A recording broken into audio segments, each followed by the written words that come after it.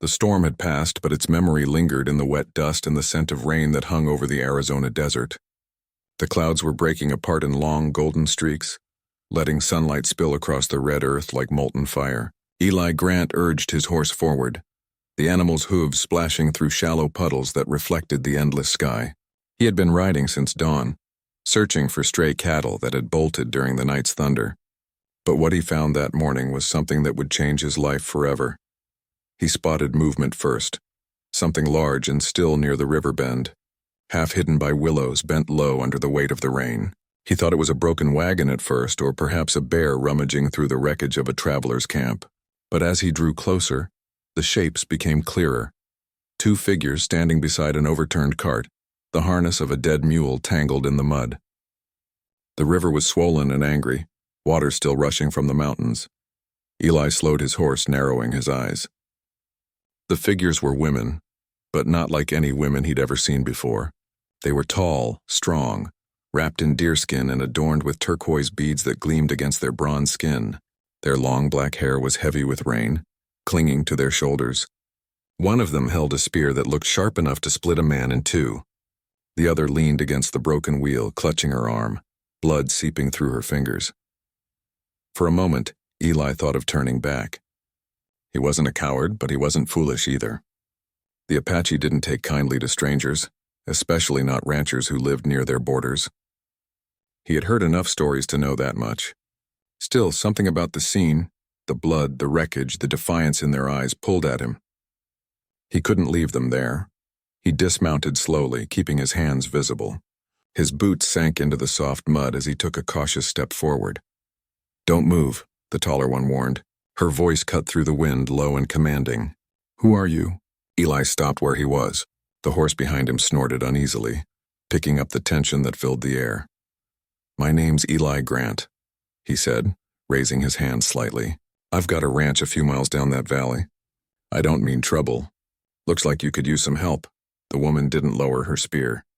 The injured one whispered something in their language, soft and melodic but filled with pain. The taller woman glanced at her sister, then back at Eli. The silence between them stretched tight as wire. The only sound was the rush of the river and the faint cry of a hawk circling above. "You are far from your land," the tall one said finally. "Why would you help us?" Eli took a breath. "Because you're hurt. That's reason enough." He nodded toward the woman's bleeding arm. "Let me take a look. I've got some clean cloth in my saddlebag." Her dark eyes flickered with suspicion, then with something softer. Reluctant trust, maybe. She lowered her weapon a little.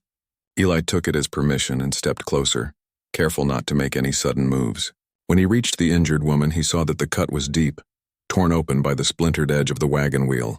The blood had slowed, but it needed binding soon. He tore a strip from his own shirt and wrapped it gently around her arm. She flinched but didn't pull away. Her skin was warm, her pulse fast beneath his fingers. "There," he said quietly. "That should hold until you get proper medicine."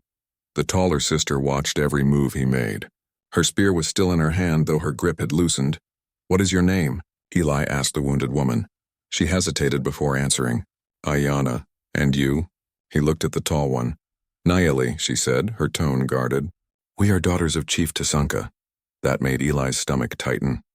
He'd heard that name before, an old Apache chief known for his strength and pride. He'd also heard rumors that Tasanka had no love for settlers or ranchers who claimed land near his territory. Eli knew that helping the chief's daughters could be seen as noble, or foolish depending on how the chief felt about it. "You're lucky I found you," Eli said, glancing at the broken cart. "Storm must have hit you hard." "The river rose faster than we thought," Nayeli replied. "We were bringing medicine back from the trading post when the current took our mule." She looked toward the wreckage, her jaw tightening. "He was a good animal." Eli nodded, understanding the quiet respect in her voice. "I can help you get what's left of your supplies to higher ground. There's a cave not far from here, dry and safe till morning."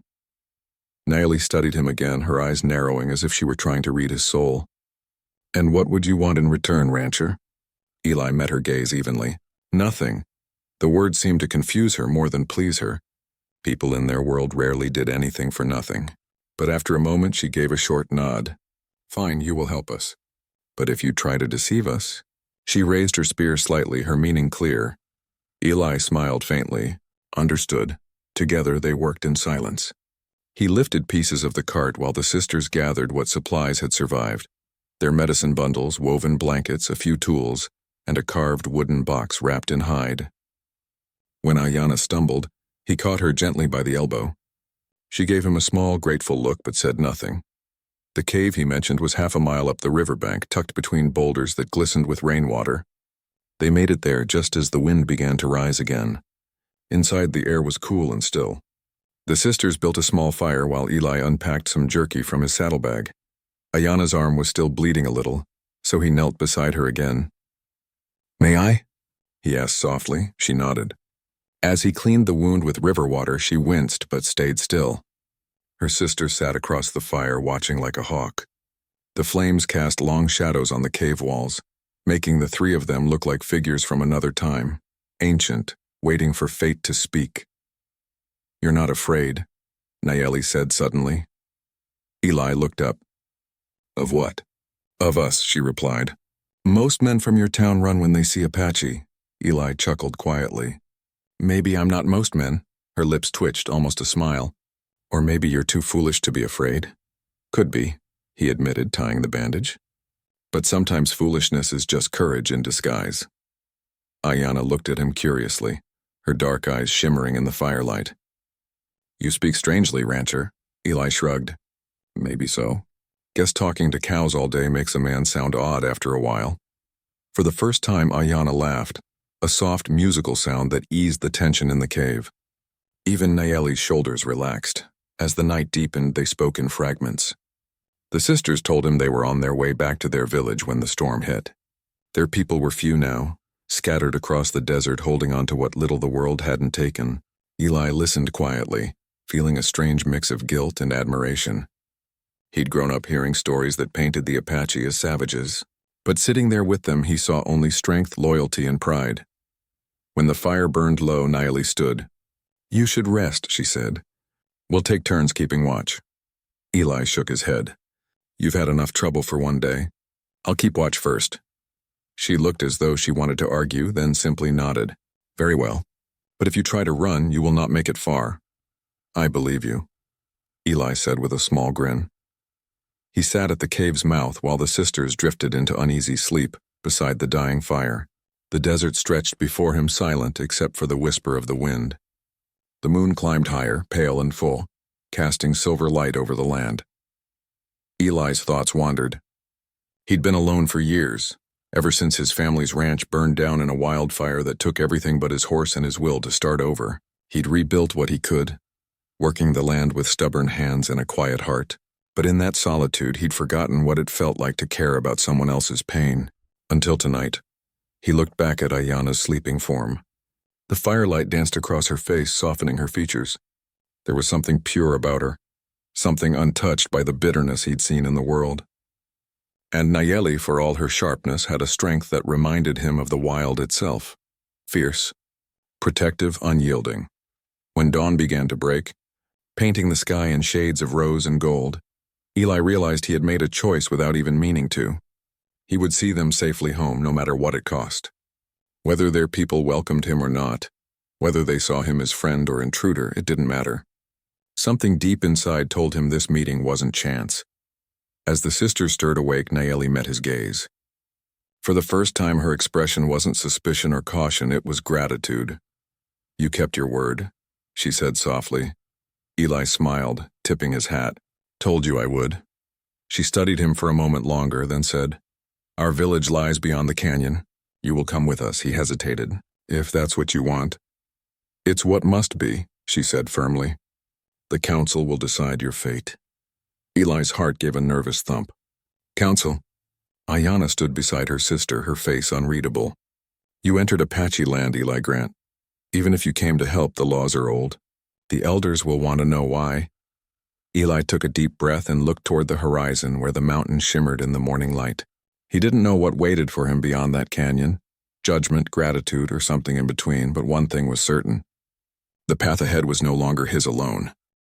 As the three of them set out across the damp earth, the wind picked up again, whispering through the sagebrush.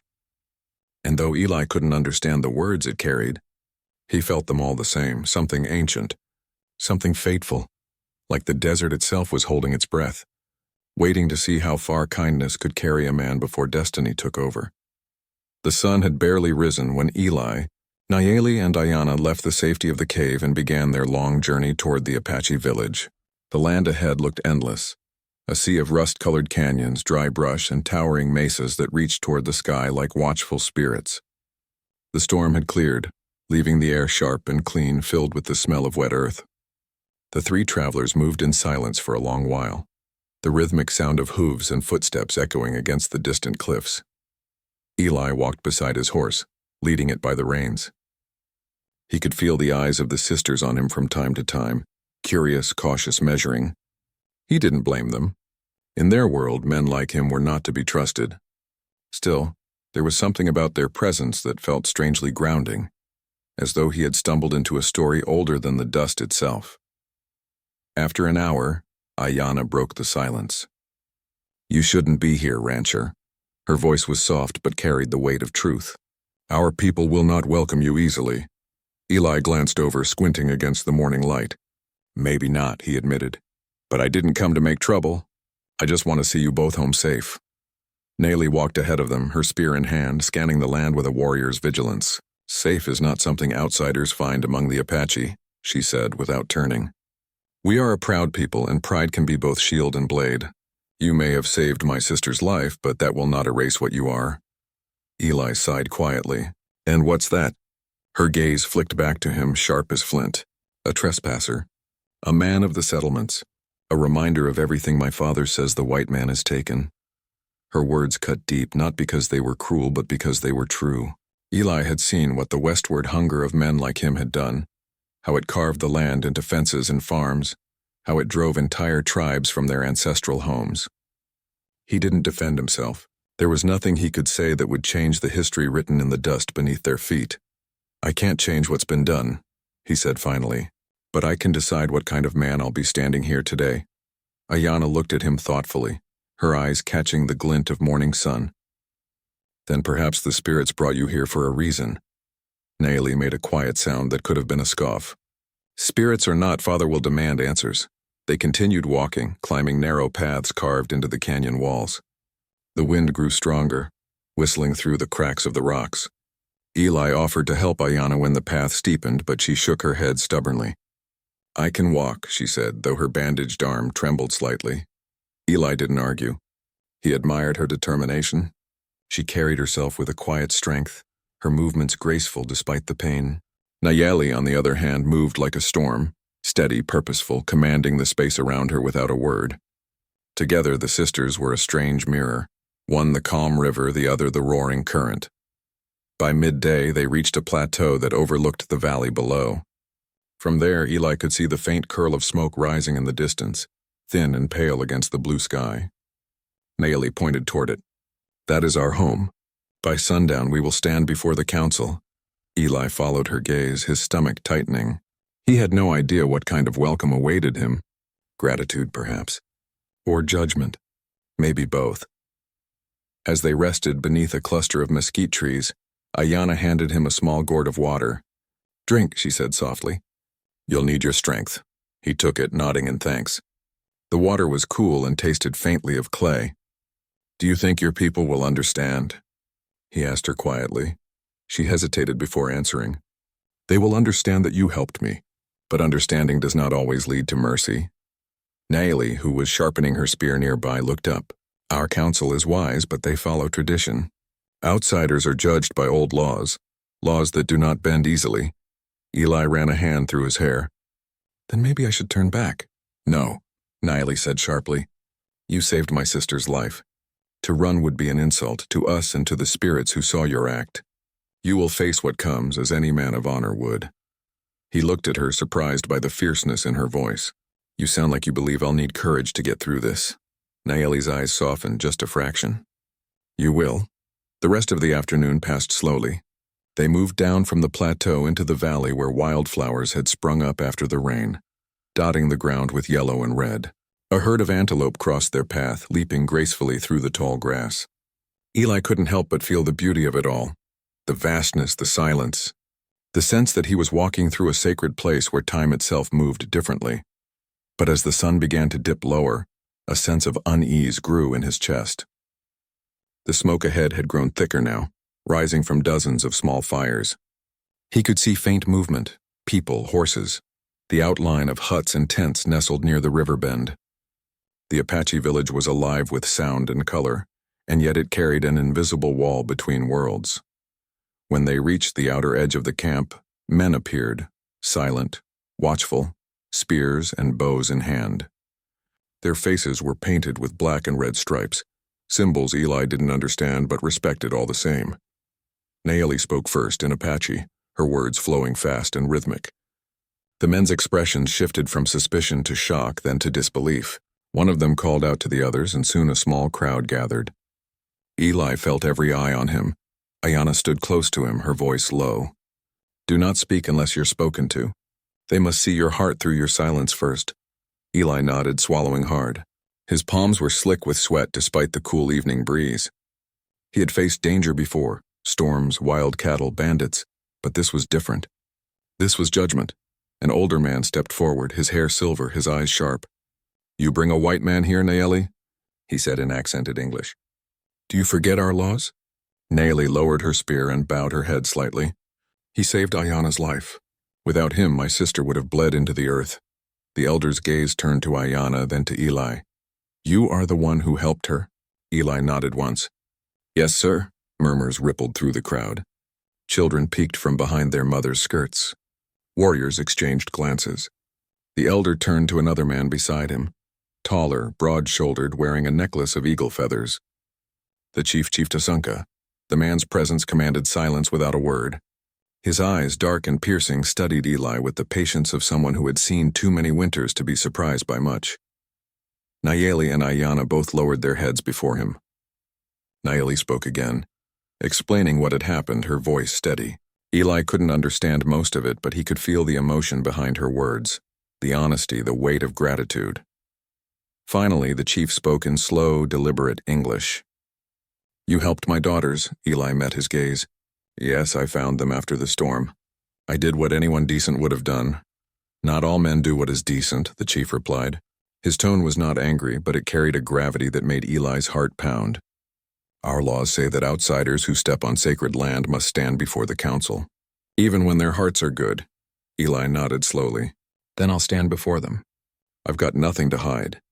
The chief regarded him for a long moment, then turned to his people. "Prepare the council fire.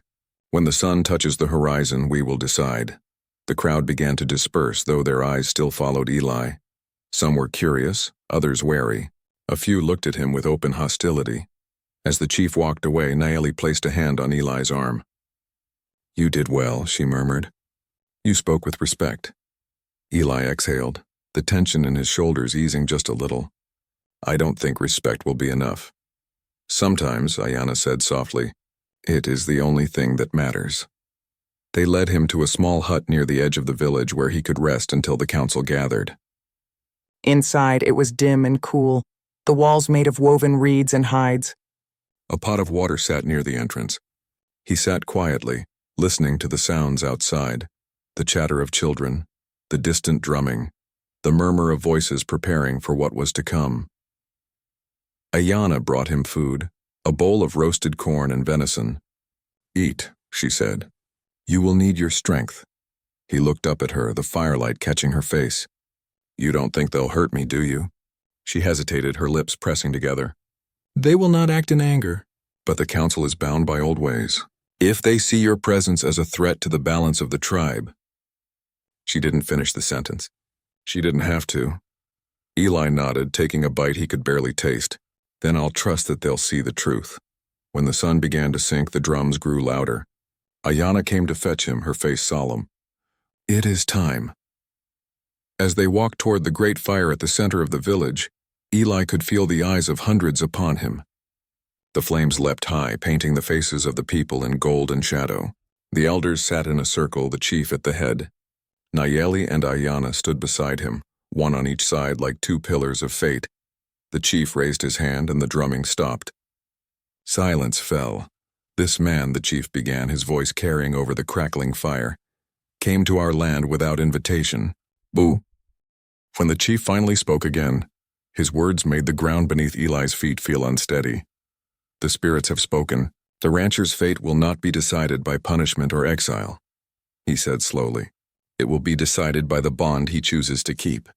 Eli frowned, unsure what he meant. But the chief's next words made the meaning clear. He will live among us until he proves his heart. And when that time comes, he will choose which of my daughters will walk beside him. The fire roared higher and the crowd gasped. Nayeli and Ayana both turned toward him, one with fierce pride, the other with a look that was half wonder, half fear. Eli felt his breath catch. He had come to help two strangers, and now he stood on the edge of a destiny he couldn't have imagined. The chief's gaze locked with his. From this moment, your life and ours are bound, rancher. What you do next will shape more than your fate, it will shape ours.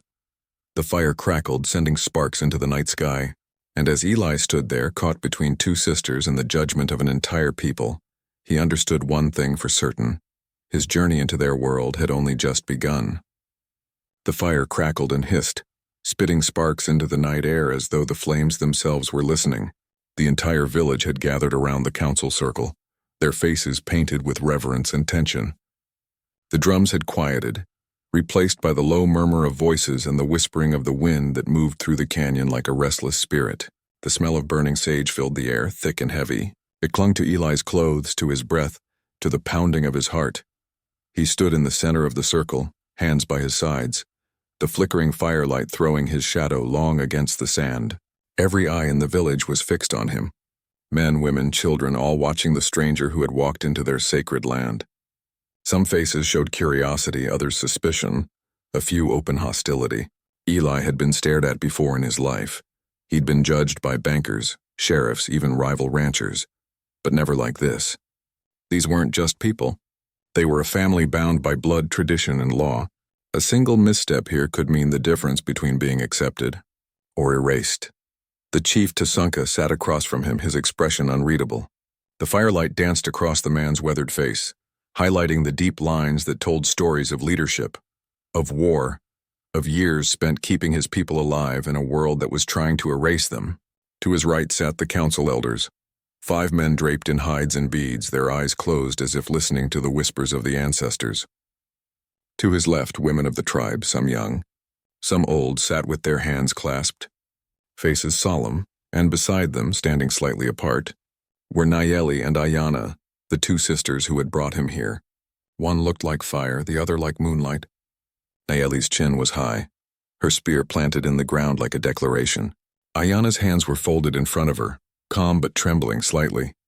The bond between them was obvious: blood, spirit, love, and Eli felt the weight of that bond pressing down on him. He had walked into something ancient, something sacred, and he wasn't sure if he deserved to stand within it. A voice broke the silence. It was one of the elders, his hair white as snow, his eyes sharp despite the years.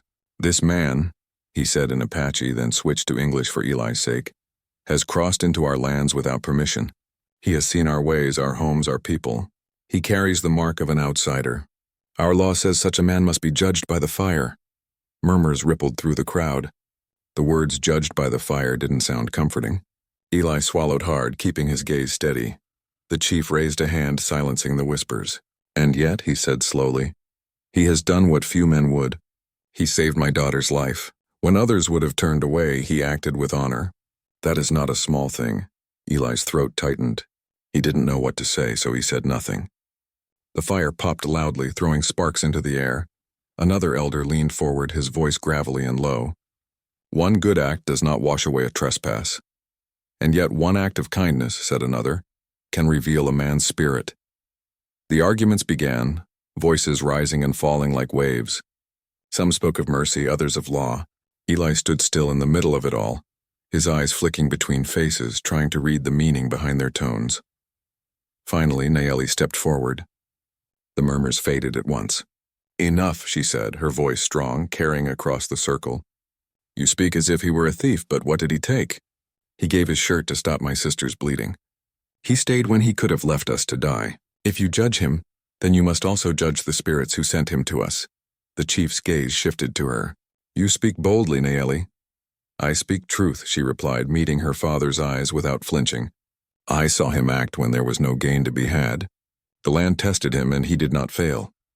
Eli watched her in silence, struck by her courage. She wasn't just defending him.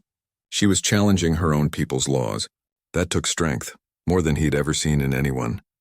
Ayanna took a small step forward next. Her voice was softer, but no less powerful. He is not our enemy, she said. He showed compassion, not greed. He didn't ask for anything in return, not even thanks. Doesn't that mean something? Her words hung in the air like smoke. For a moment, no one moved. Then an old woman from the circle spoke, her voice frail but clear. Sometimes the Great Spirit sends strangers to remind us of what we've forgotten. Perhaps this man was meant to cross our path. The chief closed his eyes, his face unreadable. When he spoke again, his tone was calm but heavy. Our laws are not written on paper. They are written in the hearts of our people. The question before us is not whether this man is guilty of trespass, but whether his spirit brings balance or harm. He looked at Eli directly. Speak now, rancher. Tell us what drives you. Why did you help my daughters when you had no reason to? Eli hesitated. Dozens of eyes bore into him, waiting. He could feel his pulse in his temples. He cleared his throat, voice low but steady. I didn't think about it, he said honestly. I saw someone hurt and I helped. That's all. I didn't know who you were or where your land began. I just knew they needed help. Why risk your life for strangers? The chief pressed. Eli looked down at the fire, watching the flames twist and dance. Memories stirred. His parents' ranch burning. His father's words echoing in his mind. A man's worth isn't in what he owns, but what he does when no one's watching. I guess because I know what it's like to lose everything, he said quietly. When you've seen enough loss, you don't walk away from someone else's pain. Not if you can stop it. A silence followed that was deeper than before. The chief studied him for a long time, and Eli held his gaze unflinching. Finally, the old man nodded once. A man who remembers pain can sometimes be trusted with healing. He turned to the council. Then hear this, the spirits speak through our choices. We cannot turn away from the gift of a good heart, even when it comes from outside our tribe. He rose slowly, leaning on his staff. The council will not punish this man. Instead, we will test him. Eli's breath caught. Test me? The chief's expression was solemn. If you are to walk on our land, you must carry its weight. You will live among us. You will learn our ways. You will work beside our people, eat our food, breathe our dust. You will show through your deeds that your spirit belongs here, or it will be cast out. Eli nodded, relief and uncertainty mixing in his chest. I'll do whatever's asked of me. But the chief wasn't finished. His gaze shifted between Nayeli and Ayanna. And to honor what has happened here, to honor the bond that now ties you to my blood, you will one day choose. Eli frowned slightly. Choose? Which daughter will walk beside you? The chief said evenly. Our laws say a man bound by life debt must repay it with loyalty. You saved their lives. Now your life is tied to theirs. The crowd gasped, a ripple of shock and curiosity passing through them. Nayeli's eyes widened, then hardened. Ayanna's lips parted in surprise, a faint flush rising in her cheeks. Eli took a step forward. With respect, Chief, I didn't save them for reward. I didn't come here for that. The chief's voice was calm but final. This is not reward. This is fate. You owe the land now, and the land has chosen its own path for you. He struck his staff against the ground, and the flames flared higher. The decision stands. The drumming started again, slow, heavy, like the heartbeat of the earth itself. The people began to chant softly, a song of old times and sacred vows. Eli felt the air change, as if something unseen had shifted inside him. When it was done, the crowd began to disperse. Some nodded at him, others avoided his gaze. The elders retreated to their homes. Only the chief, his daughters, and Eli remained by the dying fire. Eli turned to Nayeli, his voice low. I didn't ask for this. Nayeli's eyes glimmered with something between anger and confusion.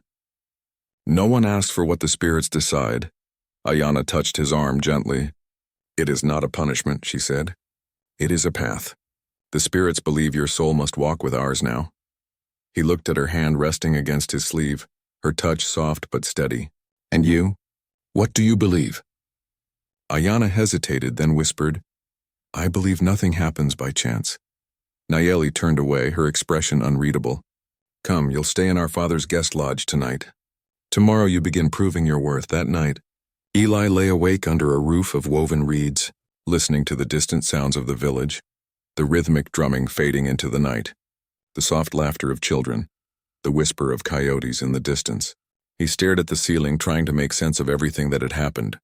He had come across two strangers in need. Now he was bound to them by the will of an entire tribe, and by something deeper he couldn't yet name. The next days unfolded like dreams and trials mixed together. He rose at dawn to help gather firewood, to hunt with the men, to learn their customs. Some accepted him, others ignored him. He worked hard, his hands blistered, his body aching, but there was a strange peace in it, a feeling that he was part of something bigger than himself. At night, he would see Ayanna near the fires, singing softly with the women, her laughter like music that healed the weariness in him. Nayeli, meanwhile, trained with the warriors, her eyes sharp and proud, her movements fierce as lightning. She spoke little to him, but when she did, her words were steady and real. He began to understand them both, their fire and gentleness, their strength and pain. He began to understand the tribe's ways, their reverence for balance, their belief that every act, good or bad, sent ripples through the world. And yet, beneath it all, he could feel something growing inside him, a pull he couldn't ignore. The chief's words haunted him. You will choose. Each day brought him closer to both sisters, yet farther from any certainty. He didn't know what love meant here, or what destiny had written for him. All he knew was that his heart was no longer his own. It belonged somewhere between the wild desert wind and the steady rhythm of two hearts that had already changed his life forever. The weeks that followed were unlike anything Eli Grant had ever known. Time in the Apache village didn't move the way it did out on the ranch. Out there, he'd measured his days by the rise and fall of the sun, by the rhythm of cattle and the sound of boots on dry earth. Here, every sunrise felt like the turning of a new world. The air was richer, filled with smoke and song. The people moved with purpose and grace. The land itself seemed alive, as if watching him, testing whether he belonged. Each morning, Eli would wake to the scent of wood smoke and roasted corn drifting through the air. Children would run past his small hut laughing, their hair streaming like dark ribbons in the wind. The men were already gone to hunt or work the horses, and the women sat weaving or grinding maize with patient hands. Though he was an outsider, the tribe slowly began to trust him, mostly because Nayeli and Ayanna stood by him. The first week was the hardest. He stumbled over their language, struggled with their customs. Once he'd tried to help by gathering wood, only to realize too late that he had stepped into sacred ground near the burial mounds. The moment the tribe's elders saw him there, silence had fallen like a blade. He froze, heart thundering, expecting anger, but Ayanna had stepped forward, speaking softly to them in Apache. Her tone was calm, respectful, her words carrying like a stream over stones. The tension eased and the men turned away. Later, when they were alone, she told him what she had said. I told them you did not know our ways, but your spirit meant no harm, she said quietly, eyes fixed on the firelight. They believe good intentions carry weight with the spirits. Eli had nodded, humbled. Then I owe you again. She smiled faintly, her lips curving with warmth. No, you owe the river. It brought you to us. He didn't understand her meaning then, but those words would linger in his mind like a song he couldn't forget. As days passed, Eli found himself drawn into the rhythm of their life. He worked alongside the men, learning how they built their shelters, hunted with precision, and tamed wild horses with a patience that put his own ranching skills to shame. Nayeli, the elder sister, trained warriors in spear and bow. Her movements were sharp, graceful, each strike of her arm filled with strength born from pride and duty. She carried herself like a storm that could not be contained. Your people fight with guns, she said one afternoon as Eli watched her train. But here we fight with what the earth gives. Our power is in knowing her secrets. Eli chuckled, leaning on the fence. Guess I've got a lot to learn then. She gave him a steady look. Learning is good, but don't forget who you are. The land may teach you, but she can also take from you if you forget your roots. Her words struck deep, though he didn't know why. There was a weight in her gaze, a knowing sorrow that made him wonder what she had lost before he came. He tried to ask once, but she only shook her head. Some stories are not for telling, she said, and walked away into the fading light. If Nayeli was the fire, Ayanna was the calm river. She spoke little, but her eyes said everything. When she smiled, it was as if the desert itself softened. She showed him how to weave reeds into baskets, how to read the sky for signs of rain, how to listen for the calls of coyotes that spoke of change. He found peace in her presence, something he hadn't known in years, not since before the drought that had taken half his herd, and his father's death that had left the ranch nearly broken. One night, while the tribe gathered for a feast under the stars, Ayanna sat beside him, the glow of the fire painting her face gold. The air was filled with music, flutes, drums, and laughter. Children danced. Elders told stories of spirits and warriors long gone. Eli felt something stir inside him, something old and tender. "You look at our people like a man seeing the moon for the first time," Ayanna said softly. He smiled. "Maybe I am. You all live so, together. Back where I come from, people only look out for themselves. Then you were lonely." He hesitated. "Maybe I was," she nodded, eyes reflecting the fire. "Loneliness makes people hard, but kindness can make them whole again." The words hit deeper than he expected. He turned to her, wanting to say something more, but the moment broke when Nayeli stood and began a ceremonial chant. Her voice rose strong and haunting, carrying through the canyon. The tribe joined in, the rhythm pulsing through the earth itself. Eli listened, heart aching with something he couldn't name. The next morning, as the sun burned red over the cliffs, Nayeli and Ayanna walked to the council's longhouse. Eli followed at a distance, unsure what awaited him. The elders had given him tasks, watched how he worked and lived, but he knew a decision was coming. One that would decide whether he truly belonged or was sent back to the world he'd come from. Inside the longhouse, the air was thick with sage smoke. The elders sat in a half-circle, faces solemn. The chief, a man named Tokala, lifted his staff. "The rancher has lived among us," he said. "He has learned our ways, shared our bread, honored our rules. But the spirits ask balance. His coming was not by chance. We must see if his heart belongs here." Eli stepped forward. "Sir, I never meant to break your laws. I only wanted to help when I saw your daughters in need." Tokala studied him. "You did, and in doing so you changed more than you know." Then Nayeli rose. "He is not just a man who helped. He has strength and honor. He could have turned away that day, but he didn't. Our people need such courage." Ayanna stood beside her, "And his heart is good. The spirits see it." "I see it," the council murmured, some approving, others uncertain. Eli's pulse quickened. He could sense that something larger than words was happening, something spiritual, almost sacred. Finally, the chief raised his hand. "Then it is done. Eli Grant, the spirits have spoken through our daughters. You will live among us as one of our people, but your fate is tied to them. You must choose which of these sisters your heart belongs to, and through that bond your spirit will be one with ours." For a moment, Eli couldn't breathe. The silence around him felt endless. Nayeli and Ayanna both turned toward him, one with the quiet strength of a warrior, the other with the gentle patience of a healer. He felt caught between two forces of nature, both powerful, both beautiful, both part of the same world that had taken him in. That night, he didn't sleep. He walked along the edge of the canyon, the moon silvering the rocks, his thoughts a tangled storm. How could he choose? Nayeli had challenged him, made him stronger. Ayanna had soothed his soul, made him whole again. Each had saved him in a different way. Days turned into weeks as he wrestled with his heart. The sisters never spoke of the choice again. They worked beside him as if nothing had changed, yet there was a quiet tension between them, a thread of unspoken emotion that pulled at them all.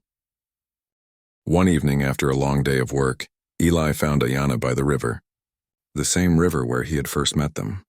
She was washing a cloth, her reflection rippling in the water. "Do you ever think about that day?" he asked quietly. She looked up, smiling faintly. "Every day. It was when everything began." He sat beside her. "I didn't know helping someone could change my whole life." "Sometimes," she said, dipping her fingers into the current, "the smallest kindness wakes the sleeping parts of our souls." He studied her, the way her hair caught the dying light, the calm in her eyes. He realized then that it wasn't just gratitude that bound him to her. It was love, pure and quiet as the river itself. That night, the tribe gathered for another council. The decision had to be made. Eli stood before the fire, the eyes of the people upon him. He took a deep breath and turned toward the sisters. You both saved me, he said, voice steady but low. Before I came here, I thought I had nothing left. The drought took my land, the debts took my home, and loneliness took my heart. But you both of you gave me something back. A reason to live. A reason to believe. He paused, looking at Naeli first. You taught me courage. You reminded me that standing tall means more than fighting. It means knowing who you are. Then he turned to Ayana. And you taught me peace. You showed me that love doesn't shout. It whispers. The fire crackled. He swallowed hard. But I can't choose between you. My heart doesn't know how. For a moment no one spoke. Then Naeli stepped forward, her expression calm and proud. Then let us choose for you. She turned to her sister, her voice soft but sure. My path is not beside a man's heart. I was born to lead warriors, not to follow them. Ayana's heart has called to yours from the moment you saw her. Ayana's eyes shimmered as she stepped closer. You were never meant to choose, Eli. The spirits already did. The crowd murmured with approval and the chief smiled, raising his staff. Then it is sealed. The river that brought you will now keep you. You are one of us. Eli reached for Ayana's hand and she took it. The firelight danced across their faces as the tribe began to sing, their voices rising to the stars. Naeli placed a hand on his shoulder, her eyes shining with quiet pride. Take care of her, she said, and never forget where you found your heart. As dawn broke over the canyon, painting the sky with gold, Eli stood on the edge of his new life. The wind carried the scent of sage and smoke, and the distant call of eagles echoed across the cliffs. He had come to the desert a broken man, but the kindness he'd given freely had led him here, to a home he never expected, and a love he hadn't known he was searching for. And as he looked at Ayana beside him, her hand warm in his, he realized that sometimes destiny doesn't roar like thunder. Sometimes it begins as a quiet act of mercy, one that changes everything forever. There wasn't supposed to be a part 5 in the story, but the way Eli's life unfolded after that moment felt like one anyway. A new chapter the world hadn't seen coming. The decision had been made, the tribe had celebrated, and the spirits had been honored. Yet, as the days turned to months, life didn't freeze into a perfect ending. It kept moving, changing, testing them in ways neither Eli nor Ayana could have imagined. The early days of their union were filled with quiet joy. Eli built a small home near the river's bend, using logs and clay the way the Apache had taught him. The sisters helped, along with a few of the village men, though Naeli rarely stayed long. She always had duties beyond the horizon, leading hunting parties and training the younger warriors. Still, whenever she came to visit, the air shifted like thunder rumbling in the distance. She carried the weight of something untold, a look in her eyes that neither Ayana nor Eli dared to question. Ayana adapted easily to life with Eli. She was patient, gentle, but strong in ways he admired. She would wake before dawn to tend the fire, hum soft songs to the morning wind, and often weave bracelets or charms out of reeds and leather. Eli found peace in watching her, in knowing that his once rough heart had found something soft to rest upon. But the world beyond the canyon was changing. Word reached the tribe through traveling traders that white settlers were moving closer to Apache territory, cutting through sacred land with fences and railroads. Tensions were building, quietly at first, then louder as soldiers began patrolling near the valley. Eli worried what it meant. He'd lived that world before, the one that believed in ownership more than respect, and he knew what it would bring. Greed, misunderstanding, violence. He tried to warn Tokala the chief, but Tokala only nodded gravely. The earth is changing, he said. We cannot stop the wind, only bend with it. But if men come to take what is not theirs, then the spirits will decide who is worthy to remain. Eli knew what he meant, and for the first time since coming to the tribe, he felt torn between two identities, the rancher he had been and the Apache life he now lived. He loved Ayana and the people who had become his family, but he also understood the hunger of the settlers and the soldiers who followed orders without thought. As the days grew shorter and the air colder, rumors reached the tribe that a military camp had been set up just beyond the southern ridge. Eli decided to go and see it for himself. He didn't tell Ayana at first. He didn't want her to worry, but when she woke before dawn and found him saddling his horse, her heart knew before he spoke. You're going to them, she said quietly, wrapping a blanket around her shoulders. I have to, he said. If they plan to move through here, someone has to talk to them. someone they might listen to. She stepped closer, fear flickering in her eyes. They will not see you as one of them anymore. I know. He looked at her, his voice soft but steady. But maybe that's why they'll listen. Ayanna took his hand, pressed it to her chest. Then promise me you will come back. The river brought you to us, Eli. Don't let it take you away. He kissed her forehead, the scent of her hair lingering like wild sage. I'll come back, he whispered. I swear it. He rode through the canyons and across the valley where the air turned cold and sharp. When he reached the soldiers' camp, the sight filled him with a strange ache. Tents lined the open field, smoke from campfires rising into the gray sky. The American flag fluttered above the command tent. Men in dusty uniforms moved with purpose, their rifles glinting in the sun. A young officer stopped him at the edge of camp. You there. State your business. Eli dismounted slowly, raising his hands. Name's Eli Grant. I used to ranch not far from here. The officer squinted. You don't look like any rancher I've seen lately. What's with the beads? Eli touched the necklace Ayanna had made him. They're gifts. From friends. I'm here to warn you, this land belongs to the Apache. If you cross it, there'll be trouble, the officer frowned. We're under orders from Fort Bowie to secure this region. We'll be moving through whether they like it or not. Eli's jaw tightened. Then you'll be starting a war you can't win. Those people just want peace. Before the soldier could respond, another voice cut in, calm, commanding. Grant, is that you? Eli turned and froze. The man approaching was Captain Rollins, a face from his past. They'd fought side by side years ago during the border conflicts. Rollins smiled faintly, though it didn't reach his eyes. I heard you vanished out here.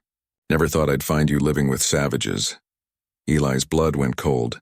They're not savages, Rollins. They're better people than half the men I've ever known. Rollins's smile faded. Then you've gone native, haven't you? That's a damn shame, he sighed. Listen, old friend, we've got orders. We're moving a supply line through that canyon. If they resist, it won't end pretty. Tell your friends to stay out of the way. Eli shook his head.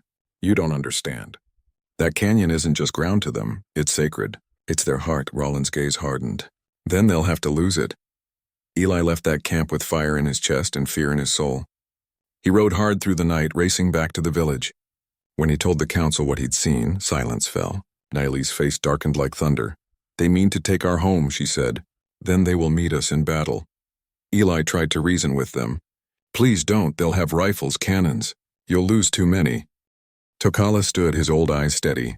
We would rather die free than live chained. That night, Eli and Ayanna sat by the river. The water shimmered under the moon. But the peace they once found there felt broken. Ayanna leaned against him, her voice trembling. You tried to help us once, and it brought you here. You are trying again, and I fear it will take you away. Eli held her tighter. I won't let that happen.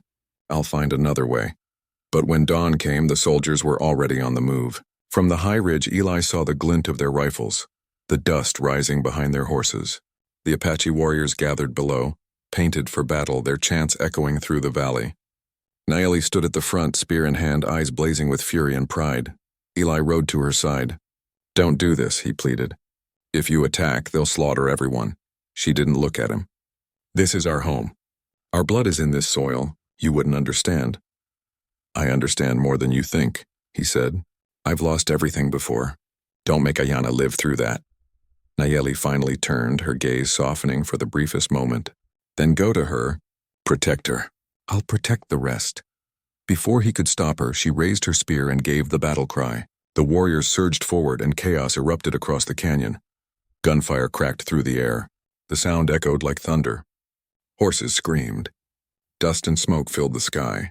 Eli rode into the fray not to fight but to pull the wounded away. He saw Nayeli fall once, rise again, her strength like something out of legend. He saw men he'd trained with years ago lying dead in the dirt. When it was over, the soldiers retreated, bloodied and shaken. The Apache had held their ground, but at a terrible cost. Dozens lay wounded or dead. And Nayeli did not rise again. Eli found her near the riverbank where the grass was red with blood. She was breathing shallowly, her eyes fixed on the sky. Ayanna knelt beside her, tears streaking her cheeks. Nayeli, Ayanna whispered, please stay with me. Nayeli's lips curved in the faintest smile. Don't cry, sister. The river called me home. Her gaze flicked to Eli. "Take care of her. Promise me." Eli took her hand, voice breaking. "I promise." And with that, Niley's breath faded into the wind. The days after the battle were heavy with mourning. The tribe buried their fallen near the cliffs under the open sky. Eli helped build the cairns, his heart aching for the woman who had fought so fiercely to protect her people. Ayanna did not speak for days. She spent her time by the river, watching the water flow. When Eli finally went to her, she looked up with eyes full of sorrow and strength. "She died for us," Ayanna said softly. "For what she believed in," Eli nodded. "She died brave." "No," Ayanna whispered. "She lived brave. That is harder." Seasons passed. The soldiers never returned. The tribe rebuilt, smaller but stronger. Life continued as it always did. Eli and Ayanna's love deepened, shaped by grief and gratitude. They had a son, whom they named Nalan, meaning calm water, for the river that had carried both loss and life through their world. Sometimes, when the night grew quiet and the wind carried echoes from the cliffs, Eli thought he could still hear Niley's voice in the distance, a whisper in the desert, reminding him that love and courage are never truly lost. They only change form. Years later, when he was an old man, Eli would sit by the river and tell his son the story of how he came to this place. How two giant Apache sisters had once taken a poor rancher before their council, and how that choice, born from courage and kindness, had changed everything. He would always end the story the same way, looking out across the sunset-painted water, a faint smile on his weathered face. Sometimes, he would say, "The river takes things away, but sometimes, if you're lucky, it brings you home."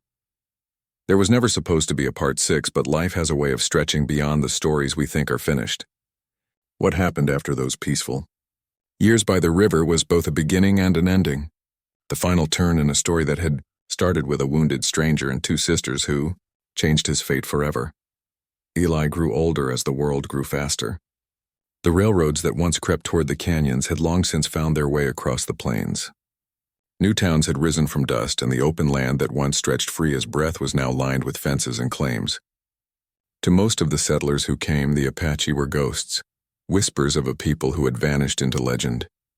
But to Eli Grant, they were not ghosts. They were his family, his home, his truth. Ayanna aged gracefully. Her beauty deepened by the lines of laughter and love that marked her face. Her hair, once black as midnight, now streaked with silver, flowed like a river under the sun. Their son Nalan had grown into a man strong and quiet like his mother, with Eli's sharp eyes and stubborn will. He hunted with the warriors, traded with the settlers, and spoke both Apache and English with ease. He belonged to both worlds, the dream Eli had once prayed for, though he never said it aloud. Yet the peace that had held for so long was fragile. One autumn morning, riders came to the village, men from the government, wearing badges and polished boots, their words sharp as their eyes. They brought papers and orders, claiming that the land around the river now belonged to the state. The tribe was to be moved to a reservation hundreds of miles away. The chief, old and weary, spoke with dignity, but his voice trembled. "This land is our ancestors' blood. You cannot take it." The man leading the riders didn't blink. "I don't make the laws, sir. I just follow them. You have 30 days to move." Eli stepped forward, anger burning in his chest. "You have no right." "These people have lived here long before your laws existed." The officer turned to him, recognition flickering in his eyes. "You're the rancher who went missing years back, aren't you? You're lucky to be alive. Don't make me arrest you for interference." Eli clenched his fists, but Ayanna's hand touched his arm, grounding him. "Not now," she whispered. "We will find another way." That night the village was silent except for the sound of the river. The same river that had once brought life now seemed to whisper of loss. Ayanna sat by the fire, weaving something small and intricate with trembling hands. "I knew this day would come," she said softly. "The world of the white man moves like fire. It takes everything it touches." Eli sat beside her, his voice heavy. "I should have seen it coming. I thought if we stayed quiet, if we built a life away from it all, the world would leave us be." She looked up at him, eyes glowing in the firelight. "The world does not leave anyone be, but we are not without strength." Over the next weeks, Eli tried everything, riding to nearby towns, speaking with officials, even offering to buy the land under his name. But the papers and the politics were colder than stone. To them he was a man living among Indians, an oddity, not a voice that mattered. Every door he knocked on closed with polite pity or sharp dismissal. When he returned to the village, he found Nalin training the younger boys, his movements swift and sure. "We will fight if we must," his son said, the fire of youth in his voice. Eli grabbed his shoulder. "No, you'll die if you do. You think they'll let us stand against rifles and law?" Nalin pulled away, eyes flashing. "Then what do you suggest, father? That we bow and walk away from everything we are?" Eli had no answer. The night before the deadline, rain began to fall, a cold, relentless rain that soaked the ground and filled the air with the scent of wet earth. Eli couldn't sleep. He sat by the river, staring into its dark surface, seeing flashes of the past, Nayeli's fierce eyes, Ayana's smile when they first built their home, Nalin's first steps in the mud by the water. Everything he loved was tied to this place. Ayana came to him quietly, wrapping a blanket around his shoulders. She sat beside him, her hand finding his. "The river has always been our beginning," she said softly. "Even if we must leave it, its spirit will follow us." He turned to her, voice breaking. "And if it doesn't? If leaving means losing who we are?"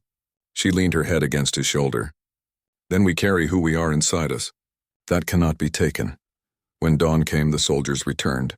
Their horses stood in a line at the edge of the village, steam rising from their nostrils in the cold air. The officer dismounted and spoke curtly. "It's time." Eli stood beside the chief, his heart pounding. The people were gathered, their faces solemn but proud. Ayana held Nalin's hand, her eyes steady even as tears shimmered. But before the soldiers could move forward, something unexpected happened. From the ridge above the canyon came the sound of drums, deep, steady, powerful. The warriors of nearby Apache bands began to appear, riding down the slopes in silence, their faces painted, their eyes burning with defiance. The officer froze. "What in God's name?" Eli stepped forward, raising his hand. "You can't take this land without taking us all. And if you try, the world will remember what you did here." The man hesitated. There were too many witnesses, too much risk. Finally, he cursed under his breath. "We'll report this," he said, "but don't expect peace forever." They turned and left, their horses kicking up mud as they rode away. The village erupted in a mix of relief and grief. They had won a reprieve, but they knew it would not last. Eli and Ayana stood by the river watching the riders disappear into the horizon. "You bought us time," Ayana said. Eli shook his head. "No, we bought ourselves a little more of our lives." The years that followed were quiet but marked with change. The young began to leave, drawn to towns and cities, to schools and jobs that promised ne'er. "Don't cry," Ayana whispered one night, her voice a faint melody. "The river is calling again. It called me once to you, and now it calls me home." Eli took her hand, tears falling freely. "I can't lose you." She smiled, her eyes shining through the pain. "You can't lose what has become part of your soul." That night, as the stars bloomed above the desert, she slipped away, her final breath soft as a sigh. The wind stirred the reeds by the river, carrying her spirit into the darkness. Eli buried her on the hill overlooking the water, where the first light of dawn always touched the earth. For days he spoke to her as if she still sat beside him. Sometimes when the wind was just right, he thought he heard her laugh again. Nalin came often, bringing his own children to visit. He built a new home farther down the valley, but he always said the river belonged to his mother, that her spirit ran through every ripple and current. Years passed until Eli was the last of his generation. His hair turned white, his body frail, but his heart still beat for the land that had saved him. On his final morning, he walked down to the river, leaning on his old cane. The water glittered in the dawn, and for a moment he saw them there, Ayana and Nayeli standing on the opposite bank, smiling. He smiled back. "I'm coming home." When the sun rose over the canyon that day, it found Eli sitting by the river, peaceful, his eyes closed, the faintest smile on his face. The tribe buried him beside Ayana, and the people said the wind that night sang a song of love, courage, and the river that had carried one man through the wilds of fate. Years later, when Nalin's grandchildren asked about the two graves by the water, he would tell them the story. He would tell them of a poor rancher who once rescued two giant Apache sisters from a storm, and how the choice of kindness had changed not just his life, but the life of everyone who came after him. And when the children asked, "Grandfather, do you think the river still remembers them?" Nalan would smile and point to the water. Every time it flows, he'd say, "It whispers their names." For in the end, nothing truly ends, not love, not sacrifice, not the stories carried by wind and water. The world changes, men rise and fall, but the river keeps running, eternal and alive, carrying with it the memory of those who dared to follow its call. Generations passed, and the story of Eli Grant and the two Apache sisters became a tale told in whispers around campfires and in the fading glow of twilight. Time moved on, the world changed, and the valley that once echoed with the sound of drums and laughter now lay still beneath the sun's eternal gaze. Yet even after a century, the river still ran where it always had, cutting through the heart of the desert like a memory that refused to fade. It was there, on the same riverbank where Eli had once stood, that a young woman named Maya arrived one summer morning. She was a historian from the city, her life built around books and archives, her heart restless and drawn to stories that the world had forgotten. She had grown up hearing fragments of the legend: the rancher who vanished, the Apache sisters who saved him, the love that defied the world. Most dismissed it as folklore, a romantic myth born of time and dust, but something about the tale had always haunted her, like a song she couldn't stop humming. Now, standing in the heat of the desert, she wanted to know if any of it had been real. She carried an old journal, leather-bound, worn, its pages filled with notes she'd gathered over years of searching, old records, letters, even a faded photograph of a woman who might have been Ayana, stood tucked inside. Her car was parked miles away. She had chosen to walk the last stretch, wanting to feel the land under her feet, to see what Eli must have seen when he first arrived. The river shimmered ahead, winding lazily between the cliffs. The air smelled of sage and dry earth, and the only sounds were the cicadas and the slow whisper of the wind. Maya followed a narrow trail down to the water, brushing away sweat from her forehead. As she reached the bottom, she froze.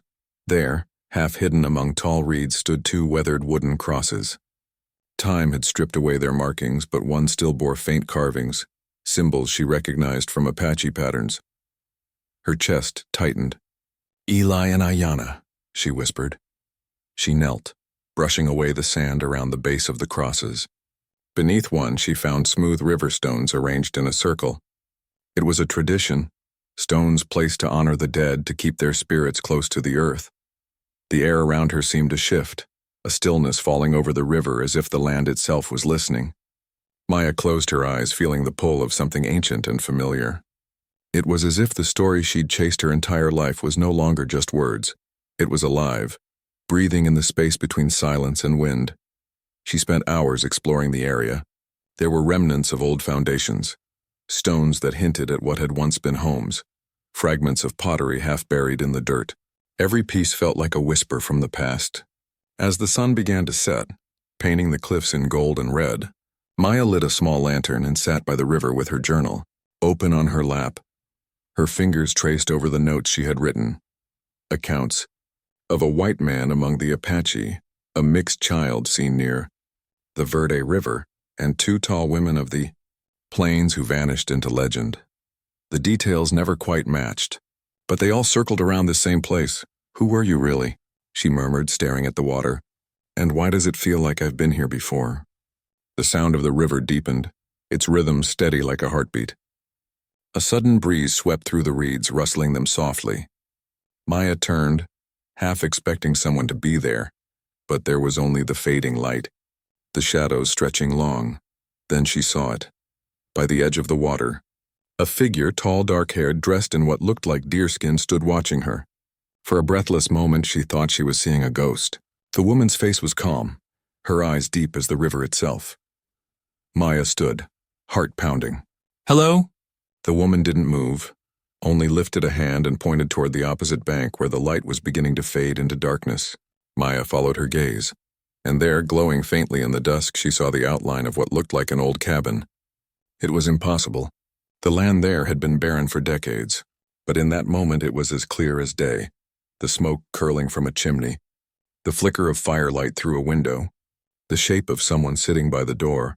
When she turned back, the woman was gone, Maya stood frozen, the air humming around her. Logic told her it was a trick of the light, exhaustion, or imagination. But her heart knew better. She packed her things and crossed the shallow part of the river, the cool water biting her ankles. When she reached the other side, she found nothing. No cabin, no smoke, just the faint smell of cedar in the air. But something gleamed near her feet. A piece of metal half buried in the sand. She picked it up. It was a locket, old and tarnished.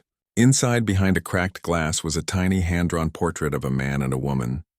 The man had weary eyes and a kind face. The woman's smile was soft and knowing. Her breath caught. Eli and Ayanna. The moment she said their names, the wind rose, swirling around her like a living thing. She stumbled back, clutching the locket. The reeds bent with the force of the gust, the river rippled with sudden energy. And then, just as quickly, the wind stopped. The desert fell silent. That night, Maya camped by the river, unable to leave. She sat awake long after the stars appeared, watching their reflections shimmer across the water. She thought about the two sisters, the rancher, the son who carried their legacy, and the generations that had followed. She realized that their story wasn't just a love story. It was a testament to what endures when everything else fades. When dawn came, she walked again to the graves and placed the locket between the two crosses. The first rays of sunlight touched the metal, and for a moment, she swore she heard a soft laugh carried on the breeze. A woman's voice, gentle and warm. In that sound, Maya understood something she hadn't before. The story didn't end with Eli's death or Ayanna's or the loss of their home. It lived on in every person who remembered them, in every retelling, in every heart that still believed love could bridge impossible worlds. She returned to the city with more than a legend. She wrote her findings into a book, a careful blend of history, myth, and memory. The River Between Worlds, she called it. It became more than a historical study. It was a story of humanity, of compassion, of the power of kindness to shape destinies. Scholars debated its accuracy, but readers felt its truth. Years later, when Maya herself grew old, she returned one final time to the river. Her hair was silver now, her steps slow but steady. The desert hadn't changed. The air still shimmered with heat. The water still whispered its endless song. She sat by the graves once more and smiled. "I found you," she said softly, "and you found me." As the sun dipped below the horizon, she felt a warmth surround her, gentle, familiar, like an embrace. And in that golden light, she thought she saw them again. Eli standing beside Ayanna, both smiling, their hands entwined, watching over her like guardians of a story that would never truly end. When her family came looking for her hours later, they found her sitting peacefully by the river, her journal open on her lap, her face calm and content. The wind was still, the sky endless, the water moving as it always had. And though no one else heard it, the river that night seemed to murmur her name, adding one more soul to its eternal song, a song that told of Love a Crow,